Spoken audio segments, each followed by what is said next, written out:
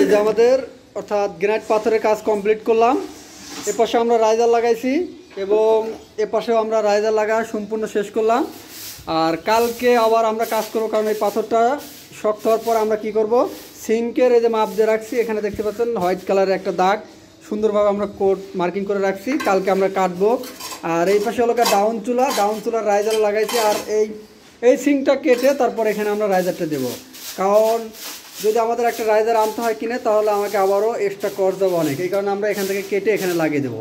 আর এখানে ডাউন চুলা, আর এখানে হলো আমাদের ডাউন চুলার পাশে এক্সট্রা জায়গা আছে।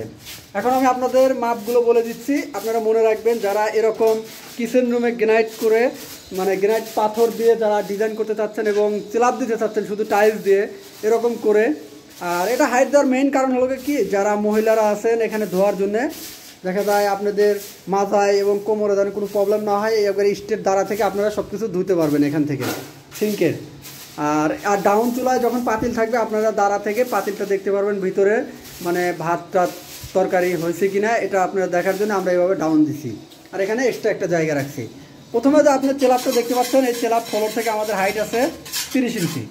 আর এখানে আমাদের চুলার হাইট আছে, এখান থেকে ফ্লোর থেকে চুলার হাইট আছে এখানে হলো 26 ইঞ্চি, অর্থাৎ আমাদের ঢালাই আছে 24, 1 ইঞ্চি অর্থাৎ বালু সিমেন্ট আর 1 ইঞ্চি আমাদের পাথর, এই মোট 26 ইঞ্চি।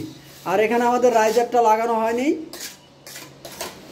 26 ইঞ্চি, আর এখানে আমাদের রাইজার আছে 8 ইঞ্চি মোট, মানে এখানে আমাদের রাইজার বসবে 8 ইঞ্চি। আর এই পাশে যে আপনারা দেখতে পাচ্ছেন এটা হলো আমাদের হাইট আছে 34, অর্থাৎ ফ্লোর থেকে আমাদের মেইন অর্থাৎ সিঙ্কের হাইট আছে 34 ইঞ্চি। সিঙ্কের হাইটের যে গ্রানাইটের লেভেলটা অর্থাৎ ফ্লোরটা এটা আছে আমাদের 34 ইঞ্চি। ওকে, যারা এভাবে গ্রানাইট পাথরের কাজ করতে চাচ্ছেন এবং গ্রানাইট পাথর লাগাবেন, এবং এই গ্রানাইট পাথরটি আমাদের কস্টিং হবে, এই পাথরটির দাম আসছে আমাদের মোট 34,000 টাকা এখানে, ইন টোটাল পাথরের রাইজার সহ এবং গাড়ি ভাড়া সহ 34,000 টাকা, এবং এরপর মিস্ত্রি খরচ এবং বালু সিমেন্ট লাগবে, এগুলো মিলে আপনাদের অ্যাভারেজে হয়তো 37,000 টাকা অথবা 40,000 টাকা হলে আপনারা এই কাজটা কমপ্লিট করতে পারবেন।